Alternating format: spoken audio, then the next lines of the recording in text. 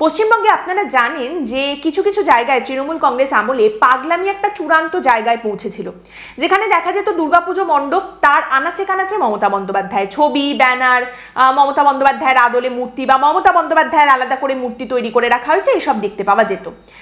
এবার সেই জায়গা থেকে আমরা পশ্চিমবঙ্গবাসী আমরা রেহাই পেয়েছি, কিন্তু সেখান থেকে রেহাই পেয়ে আমরা কোথায় এসে দাঁড়িয়েছি? অখিল ভারত হিন্দু মহাসভার তরফ থেকে প্রত্যেকবার দুর্গাপুজোর আয়োজন করা হয়। এবার তারা জানাচ্ছেন যে তাদের দুর্গাপুজোর থিম এই বছরের জন্য হচ্ছে নন্দীগ্রাম থেকে নবান্ন, বুবাইয়ের জয়যাত্রা। বুবাইকে দেখুন, আরএসএস এর সঙ্গে বিজেপির কোনো সম্পর্ক নেই, আরএসএস বিজেপির কেউ হয় না, এটা যেরকম আপনারা নতুন জানতে পারছেন, সেই রকমই এটাও জেনে রাখুন শুভেন্দু অধিকারীর ডাক নাম হচ্ছে বুবাই।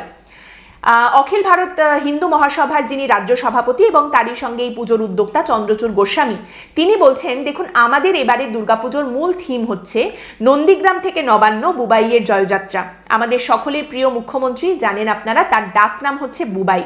তার যে এই দীর্ঘ রাজনৈতিক জীবন, তার সংগ্রাম, সাফল্য সবকিছুই এই থিমের মাধ্যমে আমরা ফুটিয়ে তুলব।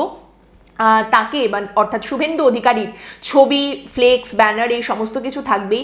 তারই সঙ্গে শুভেন্দু অধিকারীকে নিয়ে পটচিত্র তৈরি করা হবে এই পুজোয়, এই মণ্ডপে, এবং তারই সঙ্গে শুভেন্দু অধিকারীর একটি ক্ষুদ্রতম মূর্তি তৈরি করা হবে।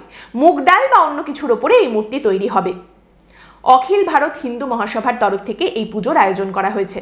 অখিল ভারত হিন্দু মহাসভা কি আরএসএস? আরএসএস কি বিজেপি? বিজেপির মুখ্যমন্ত্রী দুর্গাপুজোর থিম মমতা বন্দ্যোপাধ্যায় থেকে শুভেন্দু অধিকারী?